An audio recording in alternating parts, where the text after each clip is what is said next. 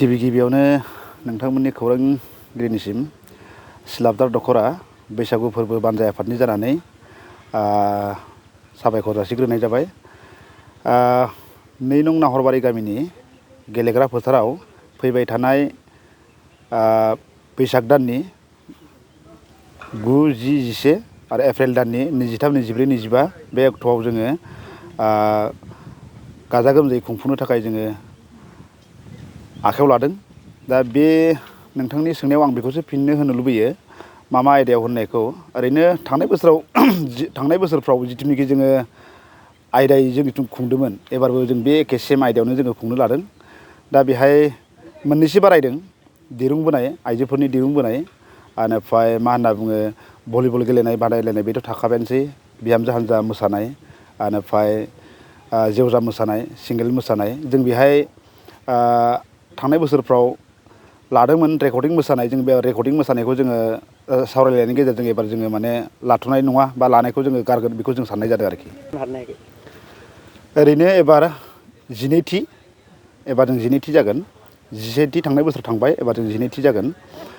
ओरैनो बे सिलाबदार दख'रा बैसागु फोरबो फालिनायनि गेजेरजों ओरैनो जोङो गोबां जोंनि बे सिलाबदार आन्सलिकआ हाजो खंखर, बेनिफ्राय मा होनना बुङो गुबुन गुबुन हारिनि गेजेराव हाबना थानाय जोंनि बे सिलाबदार दख'राया। थेवबाबो बिनि गेजेराव जों दिनै मिथिनो मोन्दों बा जोङो दिनै माने बुंनांगोन जे हारिमु बिथिङाव गोबां पारसेन्ट नङाबाबो माने 45% बा 50%सो माने जौगादों। बेखौ जोङो माने दा मिथिनो मोनो आरोखि, बुंनो हायो आरोखि। बिनि सायाव आं बेखौसो बुंनो सानो, ओरैनो आवगाय थांनायफोरनि जिथुनिखि जोंनि मा होनना बुङो दैदेनगिरिफोरखौनो होनना बुंनांगोन, जोंनि आइ आफामोनानो हक बा जोंनि जिथुनिखि गारजेनफ्रा जिथुनिखि रंजायोमोन, आवगायनि रंजानायाबो मोनसे मा होनना बुङो खोब बाख्नायथाव, मोनसे एंगारनो हायि मोनसे माने रंजानायमोन। दा बेबायदि हिसाबै आं बेखौसो बुंनो सानो दा एसे सोलायनाय फैबाय। मानो होनबा आवगायनि दामग्रा देग्रा आगजु माखाफ्रा एसे गैयामोन बा खममोन।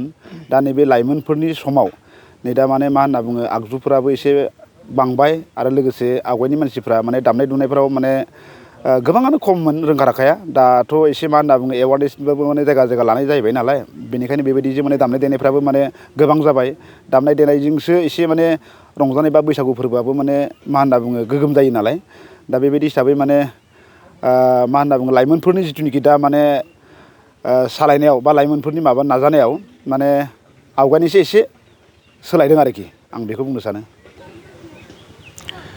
बे समाव गिबि दिनै जोंनिसिम बेयाव फैनानै खौरां लाफैनायनि थाखाय नोंथांमोननिसिम बयनिसिमबो गोसो गोरबोनि गाहाम हामलायनायखौ जासिग्रोबाय। दा बे समाव आं बेखौनो बुंगोन दि जोङो खुंगा 1थिनिफ्राय खुंगा 11सिम सिलाबदार दख'रा बैसागु फोरबो आफादा बिदाय फोरबोखौ जोङो भगबान सारियालिनि दैमालु बर' गेजेर आरो गोजौ फरायसालिनि गेलेग्रा फोथाराव जों खुंबोबाय थादों। देग्लाय जोङो सावरायलायनायनि गेजेरजों बेखौनो थांखि लादों दि जोङो 1थिनिफ्राय 11सिमखौ दैमालु बर' गेजेर आरो गोजौ फरायसालिनि गेलेग्रा फोथाराव खुंदोंब्लाबो जों देग्लायनिफ्राय जे जोंनि सिलाबदारनि ओनसोलफोराव जेरावनाखि फिल्ड गुवार दङ, बेफोराव जोङो सोलाय खुंनायनि हाबाफारिखौ लादों। मानोना मोनसे जायगायावल' खुंबाय थायोब्ला जे खाथि खालानि ओनसोलफोरावल' हारिमुनि सांग्रांथिखौ खालामनाय जायो। जोंनाथ' सिलाबदार दख'रायाव गोबां गुवार एरियाया आरो गामिफोराबो गोबां सिदलि बिदलि थानायखाय जोङो ज' नङैखाय जों मोनसे जायगायावल' खुंबाय थायोब्ला जोंनि हारिमुनि जिथुनाखि बाहागो लानाय बेखौ जोङो ग्रोम खालामनो हायाखै बा नुनो मोनाखै। बेखायनो जोङो देग्लाय सावरायलायनायनि गेजेरजों जे सिलाबदार दख'रानि 4 माहारियारि आफाद जेरै बर' साहित्य सभा, दुलाराय बर' फरायसा आफाद आरो आइजो अनसाय आफाद आरो खौसेथि बर' सुबुं आफाद सावरायलायनायनि गेजेरजों आरो माखासे रायजो राजाफोरखौ लानानै सावरायलायनायनि गेजेरजों देग्लायनिफ्राय जोङो रटेसन सिस्टेम खालामनांगौ। जे गुबुन गुबुन गामियावबो जोङो बैसागु बरायनाय बिदाय फोरबोखौ जोङो खुंनांगौ होननानै जों थांखि लानानै देग्लाय 2 नं नाहरबारि गामिनि गेलेग्रा फोथाराव खुंगा 12थि बैसागु रंजालि बैसागु फोरबोखौ जोङो खुंफुंनो आखायाव लादों। जे फैगौ 23, 24 आरो 25 एप्रिल खालि बैसाग दाननि 9, 10 आरो 11 अक्ट' खालि। आरो जोङो थांनाय बाराव थांनाय बोसोराव 2022 मायथाइनि थांनाय बोसोराव जोङो मा बाजार गोजोनपुर होननाय गामियाव जों बैसागु बरायनाय हाबाफारिखौ गिबि खेब लाजेनदों आरो देग्लाय जोङो बैसागु बरायनाय हाबाफारिखौबो सिलाबालि गामिनि गेलेग्रा फोथाराव जोङो देग्लाय खुंनो लादों नैथि बरायनाय हाबाफारिखौ। थिग बिदिनो बरायनाय हाबाफारियाबो जोंना मोनफ्रोमबो गामियावनो बिदिनो सोलाय जालांबाय थागोन। मानोना जोङो सोब गामियावनो हारिमुनि जिथुनाखि सांग्रांथि बेखौ जोङो लाबोनायनि मोनसे थांखि लादों। थिग बिदिनो जोंनि बे बिदाय एबा जोंनि रंजालि बैसागु फोरबो बेखौबो जोङो जायगा लायै जायगा जोङो बिदिनो सोलाय लालांबाय थासिगोन होननानै जों देग्लायनिफ्राय थांखि आजावनाय जाबाय।